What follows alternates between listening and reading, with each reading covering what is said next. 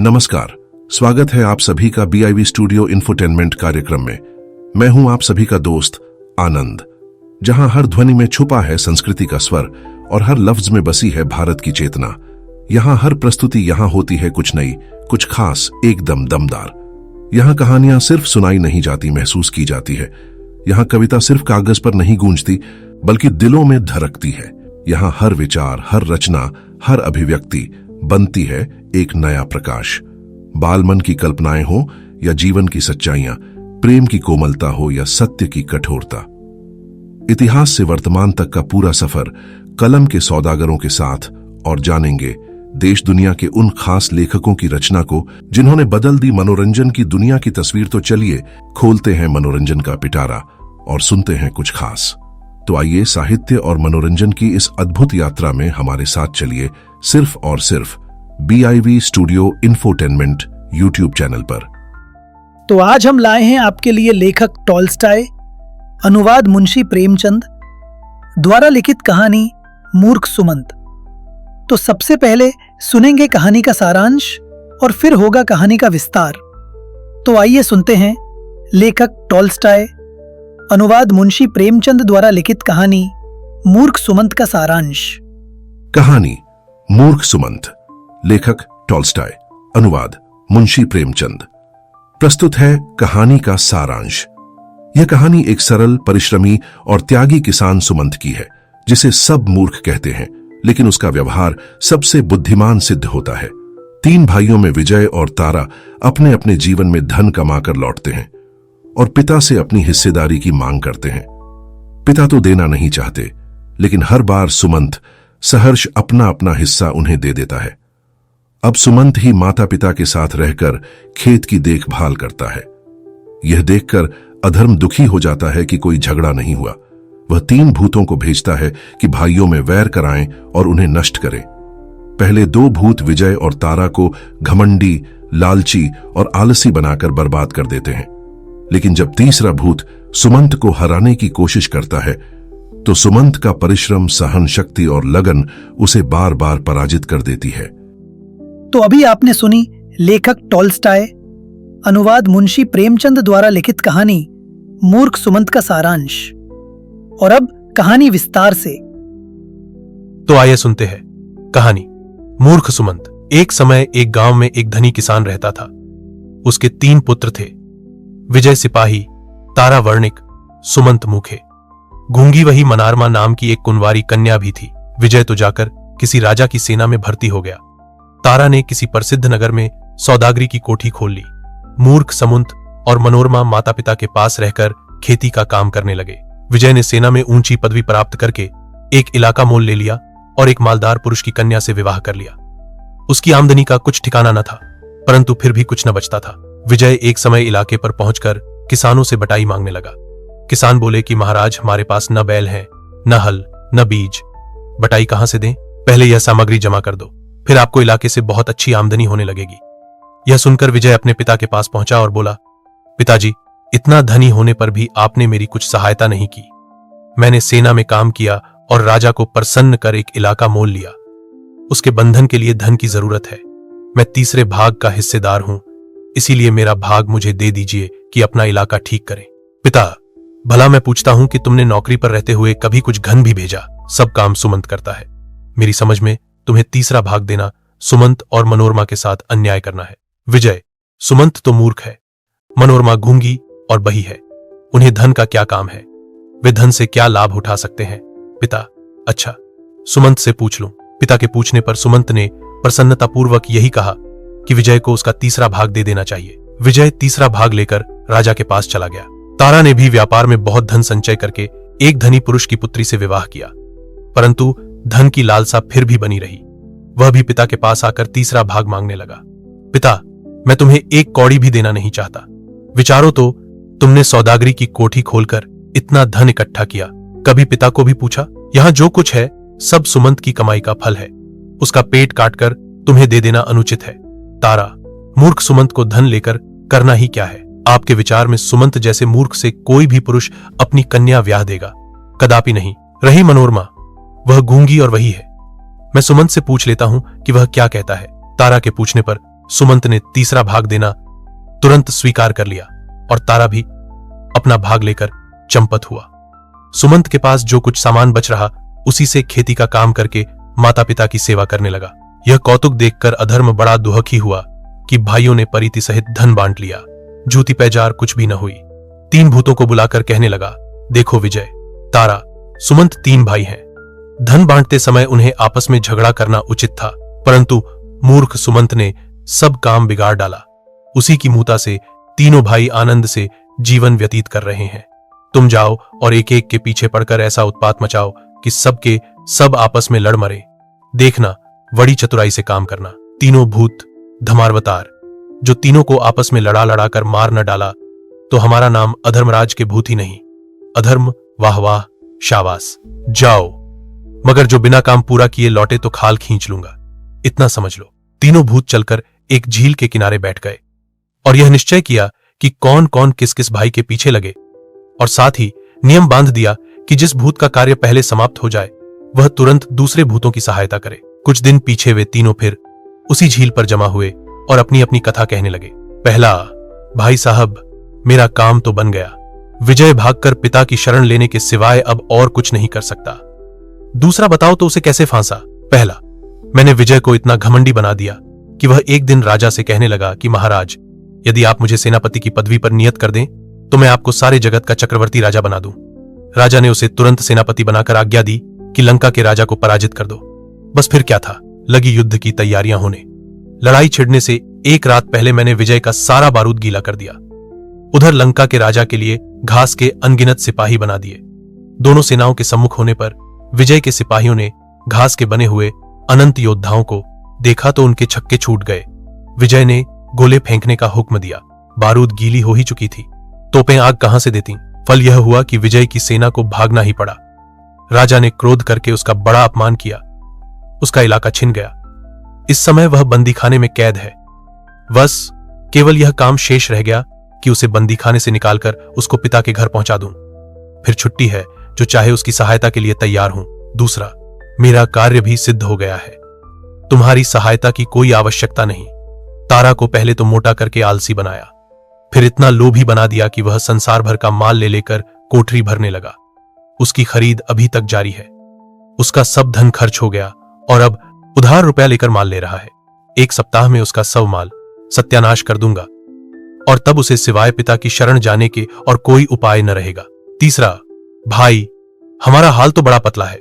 पहले मैंने सुमंत के पीने के पानी में पेट में दर्द उत्पन्न करने वाली बूटी मिलाई, फिर खेत में जाकर धरती को ऐसा कड़ा कर दिया कि उस पर हल न चल सके।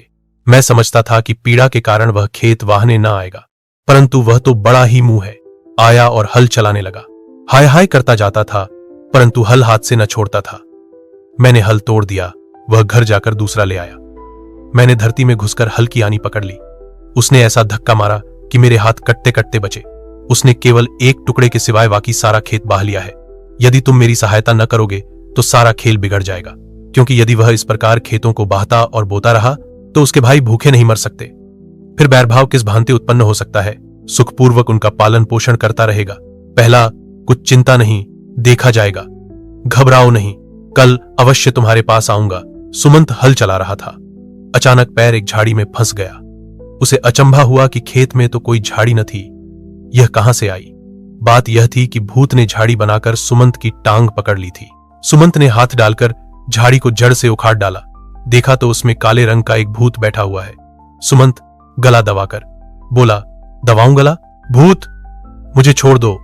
मुझसे जो कहोगे वही करूंगा। सुमंत, तुम क्या कर सकते हो? भूत, सब कुछ। सुमंत, मेरे पेट में दर्द हो रहा है, उसे अच्छा कर दो। भूत, बहुत अच्छा। भूत ने धरती में से 3 बूटियां लाकर एक बूटी सुमंत को खिला दी। दर्द बंद हो गया और दूसरी 2 बूटियां सुमंत को देकर बोला, जिसको एक बूटी खिला दोगे उसके सब रोग तत्काल दूर हो जाएंगे। अब मुझे जाने की आज्ञा दो, मैं फिर कभी ना आऊंगा। सुमंत, हां, जाओ, परमात्मा तुम्हारा भला करे। परमात्मा का नाम सुनते ही भूत रसातल चला गया। केवल वहां एक छेद रह गया। सुमंत ने दूसरी 2 बूटियां पगड़ी में बांध ली और घर चला आया। देखा कि विजय और उसकी स्त्री आए हुए हैं। बड़ा प्रसन्न हुआ। विजय बोला, भाई सुमंत, जब तक मुझे नौकरी न मिले तुम हम दोनों को यहां रख सकते हो। सुमंत, क्यों नहीं, आपका घर है, आप आनंद से रहिए। भोजन करते समय विजय की सभ्य स्त्री पति से बोली कि सुमंत के शरीर से मुझे दुर्गंध आती है, इसे बाहर भेज दो। विजय, सुमंत, मेरी स्त्री कहती है कि तुम्हारे शरीर से दुर्गंध आती है, पास बैठा नहीं जाता, तुम बाहर जाकर भोजन कर लो।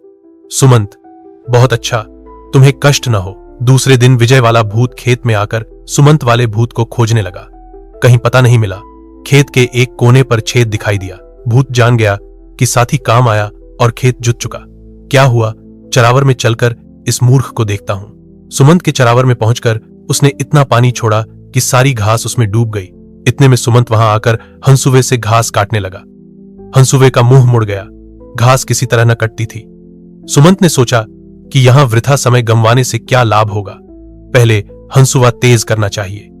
रहा काम, यह तो मेरा धर्म है, 1 सप्ताह क्यों न लग जाए, मैं घास काटे बिना यहां से चला जाऊं। मेरा नाम सुमंत नहीं। सुमंत घर जाकर हंसुवा ठीक कर लाया। भूत ने हंसुवा को पकड़ने का साहस किया, परंतु पकड़ न सका क्योंकि सुमंत लगातार घास काटे जाता था। जब केवल घास का एक छोटा सा टुकड़ा शेष रह गया तो भूत भागकर उसमें जा छिपा। सुमंत कब रुकने वाला था, वह वहां पहुंचकर घास काटने लगा।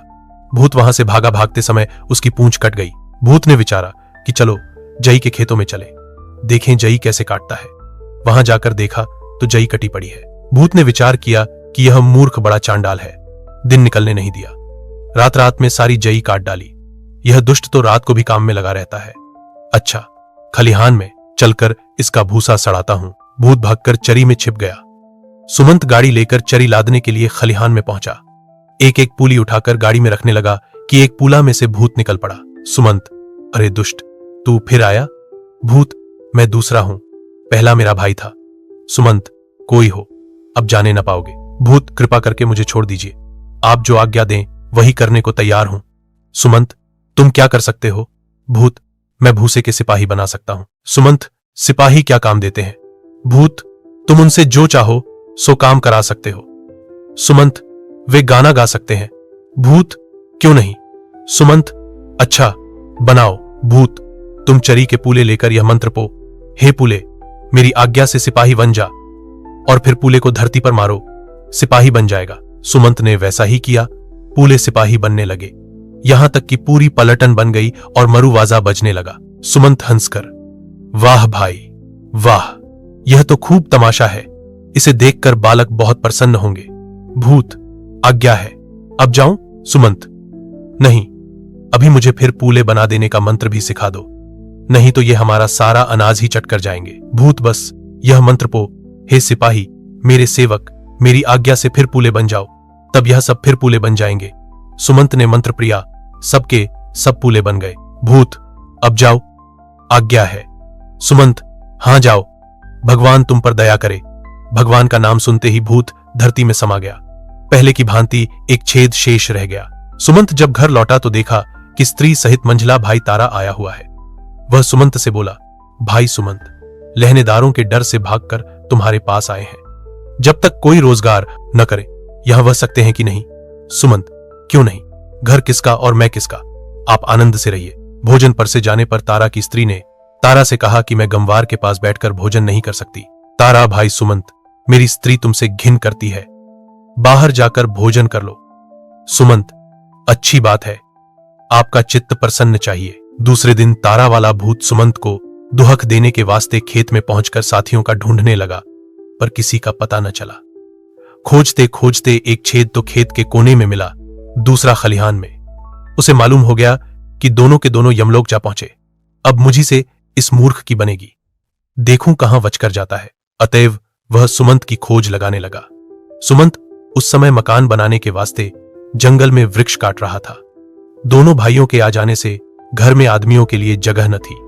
भाई यह चाहते थे कि अलग अलग मकान में रहें, इसीलिए मकान बनाना आवश्यक हो गया था। भूत वृक्ष पर चक्कर शाखाओं में बैठ सुमंत के काम में विघ्न डालने लगा। सुमंत कब टलने वाला था? संध्या होते होते उसने कई वृक्ष काट डाले। अंत में उसने उस वृक्ष को भी काट दिया जिस पर भूत ना बैठा था। वहनिया काटते समय भूत उसके हाथ में आ गया। सुमंत, है तुम फिर आ गए? भूत, नहीं नहीं, मैं तीसरा हूं, पहले दोनों मेरे भाई थे। सुमंत, कुछ भी हो, अब मैं नहीं छोड़ने का। भूत, तुम जो कुछ कहोगे वही करूंगा, कृपा करके मुझे जान से न मारिए। सुमंत, तुम क्या कर सकते हो? भूत, मैं वृक्ष के पत्तों से सोना बना सकता हूं। सुमंत, अच्छा, बनाओ। भूत ने वृक्ष के सूखे पत्ते लेकर हाथ से मले और मंत्र प्रकर सोना बना दिया। सुमंत ने मंत्र सीख लिया और सोना देखकर प्रसन्न हुआ। सुमंत, भाई भूत, इसका रंग तो बड़ा सुंदर है, बालकों के खिलौने इसके अच्छे बन सकते हैं। भूत, अब आज्ञा है, जाऊं? सुमंत, जाओ, परमेश्वर तुम पर अनुग्रह करें। परमेश्वर का नाम सुनते ही यह भूत भी भूमि में समा गया। केवल छेद ही छेद बाकी रह गया। घर बनाकर तीनों भाई सुखपूर्वक जीवन व्यतीत करने लगे। जन्माष्टमी के त्योहार पर सुमंत ने भाइयों को भोजन करने को नेवता भेजा। उन्होंने उत्तर दिया कि हम गवारों के साथ परिति भोजन नहीं कर सकते। सुमंत ने इस पर कुछ बुरा नहीं माना। गांव के स्त्री पुरुष, बालक और बालिकाओं को एकत्र करके भोजन करने लगा। भोजन करने के उपरांत सुमंत बोला, क्यों भाई मित्रों, एक तमाशा दिखलाऊं? सब, हां, दिखा लाइए। सुमंत ने सूखे पत्ते लेकर सोने का एक टोकरा भर दिया और लोगों की ओर फेंकने लगा। किसान लोग सोने के टुकड़े लूटने लगे। आपस में इतना धक्का हुआ कि एक बेचारी बुई कुचल गई। सुमंत ने सबको धिक्कार कर कहा, तुम लोगों ने भी माता को क्यों कुचल दिया? शांत हो जाओ तो और सोना दूं। यह कहकर टोकरी का सब सोना लुटा दिया। फिर सुमंत ने स्त्रियों से कहा कि कुछ गाओ। स्त्रियां गाने लगी। सुमंत हूं, तुम्हें गाना नहीं आता? स्त्रियां, हमें तो ऐसा ही आता है, और अच्छा सुनना हो तो किसी और को बुला लो। सुमंत ने तुरंत ही भूसे के सिपाही बनाकर पलटन खड़ी कर दी। बैंड बजने लगा। गमवार लोगों को बड़ा ही अचंभा हुआ। सिपाही बड़ी देर तक गाते रहे।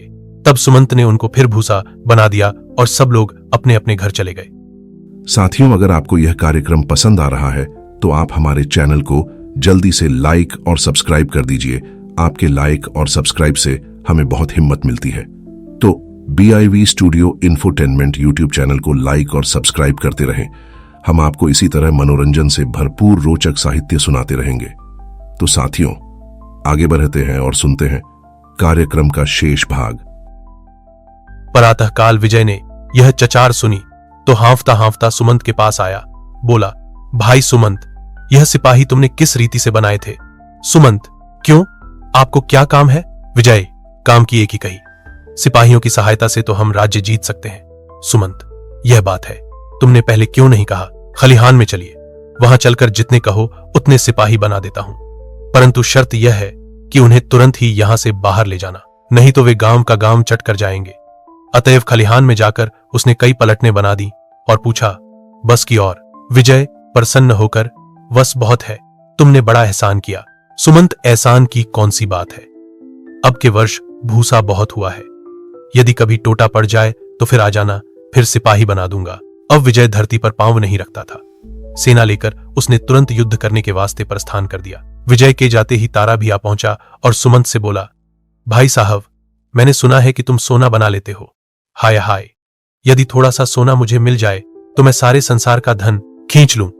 सुमंत, अच्छा, सोने में यह गुण है, तुमने पहले क्यों नहीं कहा? बतलाओ, कितना सोना बना दूं? तारा, 3 टोकरे बना दो। सुमंत ने 3 टोकरे सोना बना दिया। तारा, आपने बड़ी दया की।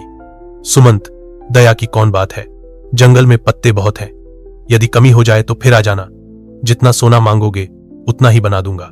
सोना लेकर तारा व्यापार करने चल दिया। विजय ने सेना की सहायता से एक बड़ा भारी राज्य विजय कर लिया। उधर तारा के धन का भी पारावार न रहा।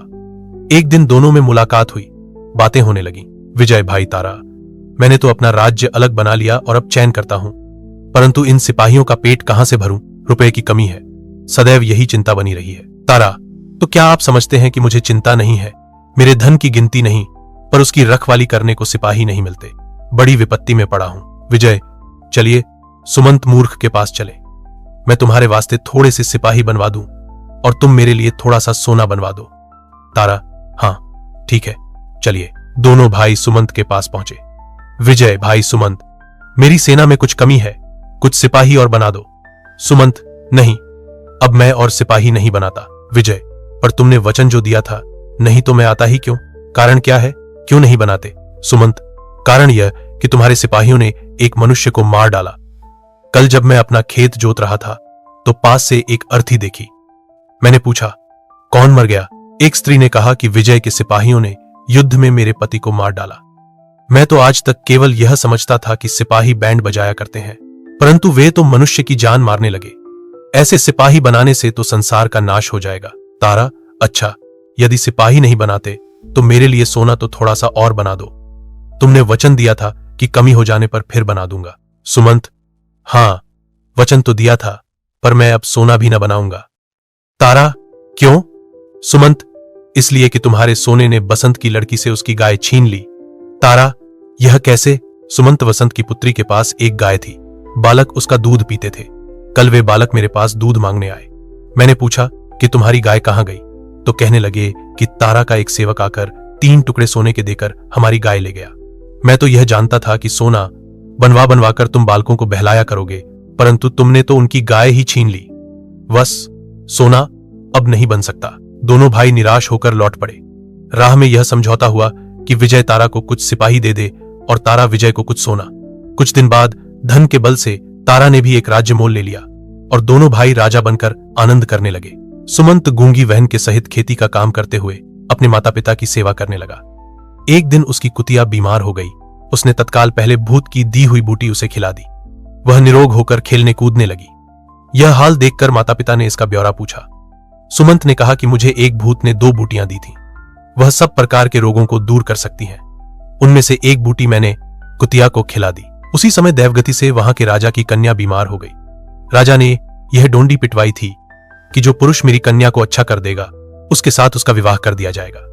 माता पिता ने सुमंत से कहा कि यह तो बड़ा अच्छा अवसर है, तुम्हारे पास एक बूटी बची है, जाकर राजा की कन्या को अच्छा कर दो और उम्र भर चैन करो। सुमंत जाने पर राजी हो गया। बाहर आने पर देखा कि द्वार पर कंगाल बुई खड़ी है। बुई, सुमंत, मैंने सुना है कि तुम रोगियों का रोग दूर कर सकते हो। मैं रोग के हाथों बहुत दिनों से कष्ट भोग रही हूं। पेट को रोटियां मिलती ही नहीं, दवा कहां से करूं? तुम मुझे कोई दवा दे दो तो बड़ा यश होगा। सुमंत दया का भंडार था। बूटी निकालकर तुरंत बुई को खिला दी। वह चंगी होकर उसे आशीष देती हुई घर को चली गई। माता पिता यह हाल सुनकर बड़े दुखी हुए और कहने लगे कि सुमंत, तुम बड़े मूर्ख हो। कहां राजकन्या और कहां यह कंगाल बुई? भला इस बुई को चंगा करने से तुम्हें क्या मिला? सुमंत, मुझे राजकन्या के रोग दूर करने की भी चिंता है, वहां भी जाता हूं। माता, बूटी तो है ही नहीं, जाकर क्या करोगे? सुमंत, कुछ चिंता नहीं, देखो तो सही क्या होता है। समदर्शी पुरुष देवरूप होता है। सुमंत के राजमहल पर पहुंचते ही राजकन्या निरोग हो गई। राजा ने अति प्रसन्न होकर उसका विवाह सुमंत के साथ कर दिया। इसके कुछ काल पीछे राजा का देहांत हो गया। पुत्र न होने के कारण वहां का राज सुमंत को मिल गया। अब तीनों भाई राज पदवी पर पहुंच गए। विजय का प्रभाव सूर्य की भांति चमकने लगा। उसने भूसे के सिपाहियों से सचमुच के सिपाही बना दिए। राज्य भर में यह हुक्म जारी कर दिया कि 10 घर पीछे एक मनुष्य सेना में भर्ती किया जाए और कवायद परेड कराकर सेना को अस्त्र शस्त्र विद्या में ऐसा चतुर कर दिया कि जब कोई शत्रु सामना करता तो वह तुरंत उसका विध्वंस कर देता। सारे राजा उसके भय से कांपने लगे। वह अखंड राज करने लगा। तारा बड़ा बुद्धिमान था। उसने धन संचय करने के निमित्त मनुष्यों, घोड़ों, गाड़ियों, जूतों, जुराबों, वस्त्रों, तात्पर्य यह कि जहां तक हो सका सब व्यावहारिक वस्तुओं पर कर बैठा दिया। धन रखने को लोहे की सलाखों वाले पक्के खजाने बना दिए और चौरीचकारी, लूटमार, धन संबंधी झगड़े बंद करने के निमित्त अनगिनत कानून जारी कर दिए। संसार में रुपया ही सब कुछ है। रुपये की भूख से सब लोग आकर उसकी सेवा करने लगे। अब सुमंत मूर्ख की करतूत सुनिए। ससुर का क्रियाकर्म करके उसने राजसी रत्न जटित वस्त्रों को उतारकर संदूक में बंद कर अलग धर दिए। मोटे झोटे कपड़े पहन लिए और किसानों की भांति खेती का काम करने का विचार किया। बैठे बैठे उसका जी उबता था। भोजन न पचता। बदन में चवीर खनने लगी। नींद और भूख दोनों जाती रही। उसने अपनी गूंगी बहन और माता पिता को अपने पास बुला लिया और ठीक पहले की भांति खेती का काम करना आरंभ कर दिया। मंत्री, आप तो राजा हैं, आप यह क्या काम करते हैं? सुमंत, तो क्या मैं भूखा मर जाऊं? मुझे तो काम के बिना भूख ही नहीं लगती। करूं तो क्या करूं?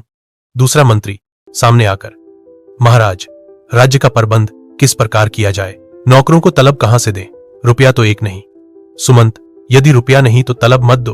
मंत्री, तलब लिए बिना काम कौन करेगा? सुमंत, काम कैसा न करने दो। करने को खेतों में क्या काम थोड़ा है। खाद संभालना, समय पर खेती करना, यह सब काम ही है कि और कुछ। इतने में एक मुकदमे वाले सामने आए। किसान, महाराज, उसने मेरे रुपये चुरा लिए। सुमंत, कोई बात नहीं, उसको रुपये की जरूरत होगी। सब लोग जान गए कि सुमंत महामूर्ख है। एक दिन रानी बोली, प्राणनाथ, सब लोग यही कहते हैं कि आप मूर्ख हैं। सुमंत, तो इसमें हानि ही क्या है? रानी ने विचारा कि धर्मशास्त्र की यही आज्ञा है कि स्त्री का परमेश्वर पति है, जिसमें वह प्रसन्न रहे वही काम करना धर्म है। अतएव वह भी राजा सुमंत के साथ खेती का काम करने लगी। यह दशा देखकर बुद्धिमान पुरुष सबके सब अन्य देशों में चले गए, केवल मूर्ख ही मूर्ख यहां रह गए। इस राज्य में रुपया प्रचलित न था। राजा से लेकर रंक तक खेती का काम करते, आप खाते और दूसरों को खिलाकर प्रसन्न होते। इधर अधर्मराज बैठे देख रहे हैं कि तीनों भाइयों का सर्वनाश करके भूत अब आते हैं, परंतु वहां आता कौन? अधर्म को बड़ा आश्चर्य हुआ कि यह क्या बात है। अंत में सोच विचार कर स्वयं खोज लगाने के लिए चला। सुमंत के पुराने गांव में जाने पर ढूंढने से 3 छेद मिले। अधर्म को मालूम हो गया कि तीनों भूत मारे गए। वह भाइयों की खोज में चला। जाकर देखा तो तीनों भाई राजा बने बैठे हैं। फिर क्या था? जल भुनकर राख ही तो हो गया। दांत पीसकर बोला, देखूं यह सब मेरे हाथ से बचकर कहां जाते हैं। वह एक सेनापति का वेश बदलकर पहले विजय के पास पहुंचा और हाथ जोड़कर विनय की, महाराज, मैंने सुना है कि आप महाशूरवीर हैं। मैं अस्त्र शस्त्र विद्या में अति निपुण हूं। इच्छा है कि आपकी सेवा करके अपना गुण प्रकट करूं। विजय उसकी चितवनों से ताड़ गया कि आदमी चतुर और बुद्धिमान है। उसे झट सेनापति की पदवी पर नियुक्त कर दिया। नवीन सेनापति सेना को जाने का प्रबंध करने लगा। विजय से बोला, महाराज, मेरे ध्यान में राज्य में बहुत लोग ऐसे हैं जो कुछ नहीं करते। राज्य की स्थिरता सेना से ही होती है। इसलिए एक तो सब युवक पुरुषों को रंगरूट भर्ती करके सेना पहले से 5 गनी कर देनी चाहिए। दूसरे नए नमूने की बंदूकें और तोपें बनाने के वास्ते राजधानी में कारखाने खोलने चाहिए। मैं एक फायर में 100 गोली चलाने वाली बंदूक और घोड़े, मकान, पुल इत्यादि नष्ट कर देने वाली तोपें बना सकता हूं। विजय ने प्रसन्नतापूर्वक झट सारी राजधानी में एक आज्ञा पत्र जारी कर दिया कि सब लोग रंगरूट भर्ती किए जाएं। नए नमूने की तोपें और बंदूकें बनाने के वास्ते जगह कारखाने खोल दिए। युद्ध की समस्त सामग्री जमा होने पर पहले उसने पड़ोसी राजा को जीता, फिर मैसूर के राजा पर नाई का डांका बजा दिया। पर सौभाग्य से मैसूर के राजा ने विजय का सारा वृत्तांत सुन रखा था। विजय ने तो पुरुषों को ही भर्ती किया था, उसने स्त्रियों को भी सेना में भर्ती कर लिया। नए से नए नमूने की बंदूकें और तोपें बना डाली। सेना विजय से चौगुनी कर दी और नवीन कल्पना यह की कि बम के ऐसे गोले बनाए जाएं जो आकाश से छोड़े जाएं और धरती पर फटकर शत्रु की सेना का नाश कर दें। विजय ने समझा था कि पड़ोसी राजा की भांति छिन में मैसूर के राजा को जीतकर उसकी राज्य छीन लूंगा, परंतु यहां रंगत ही कुछ और हुई। सेना अभी गोली की मार में भी नहीं पहुंची थी कि शत्रु की सेना की स्त्रियों ने आकाश से बम के गोले बरसाने आरंभ कर दिए। विजय की सारी सेना काय की भांति फट गई। आधी वहीं काम आई, आधी भयभीत होकर भाग गई। विजय अकेला क्या कर सकता था, भागते ही बनी। मैसूर के राजा ने उसके राज्य पर अपना अधिकार कर लिया। विजय का सर्वनाश करके अधर्म तारा के राज्य में पहुंचा और सौदागर का वेश धारण करके वहां एक कोठी खोल दी। जो पुरुष कोई माल बेचने आता उसे चौगुने चगुने दाम पर ले लेता। शीघ्र ही वहां की प्रजा मालदार हो गई। तारा यह हाल देखकर बड़ा प्रसन्न हुआ और कहने लगा कि व्यापार बड़ी वस्तु है। इस सौदागर के आने से मेरा कोष धन से भर गया, किसी बात की कमी नहीं रही। अब तारा ने एक महल बनाना शुरू किया। उसे विश्वास था कि रुपए के लालच से राज, मजदूर, मसाला सब कुछ सामग्री शीघ्र ही मिल जाएगी, कोई कठिनाई न होगी। परंतु राजा का महल बनाने के वास्ते कोई न आया। अधर्म सौदागर के पास रुपए की गिनती न थी। उसकी अपेक्षा राजा उससे अधिक मजूरी और दाम नहीं दे सकता। उसका महल न बन सका। तारा को साधारण मकान में ही रहना पड़ा। इसके पीछे उसने एक बाग लगाना आरंभ किया। उस सौदागर ने तालाब खुदवाना शुरू कर दिया। सब लोग रुपया अधिक होने के कारण सौदागर के वश में थे। राजा का काम कोई न करता था। बाग भी बीच में ही रह गया। शीतकाल आने पर तारा ने ऊनी वस्त्र आदि खरीदने का विचार किया। सारा संसार छान डाला। जहां पूछा यही उत्तर मिला कि सौदागर ने कोई वस्त्र नहीं छोड़ा, सारे के सारे खरीद कर ले गया। यहां तक कि रुपए के प्रभाव से अधर्म ने राजा के सब नौकर अपने पास खींच लिए। राजा भूखों मरने लगा। क्रुद्ध होकर उसने सौदागर को अपनी राजधानी से निकाल दिया। अधर्म ने सीमा पर जाकर डेरा जमाया। तारा को कुछ करते धरते नहीं बनता था। उसे उपवास किए 3 दिन बीत चुके थे कि विजय आकर सम्मुख खड़ा हो गया। विजय, भाई तारा, मैं तो मर चुका। मेरी सेना, राजपाट सब नष्ट हो गया। मैसूर के राजा ने मेरी राजधानी पर अपना अधिकार कर लिया। भागकर तुम्हारे पास आया हूं, मेरी कुछ सहायता कीजिए। तारा, सहायता की एक ही कही, यहां आप अपनी जान पर आ बनी है। उपवास किए 3 दिन हो चुके हैं, खाने को अन्न तक तो मिलता नहीं। तुम्हारी सहायता किस प्रकार करूं? दोस्तों, कैसा लगा आपको हमारा यह मनोरंजन से भरपूर कार्यक्रम? कमेंट करके हमें जरूर बताएं और हाँ, अगर कोई खास कविता, कहानी, जीवन परिचय, उपन्यास आदि आपको सुनना है तो हमें कमेंट करके बताएं। हम आप तक पहुंचाएंगे आपकी पसंद का मनोरंजन से भरपूर कार्यक्रम सिर्फ और सिर्फ BIV studio infotainment YouTube channel पर। आप सबके सहयोग के लिए बहुत बहुत आभार। नमस्कार।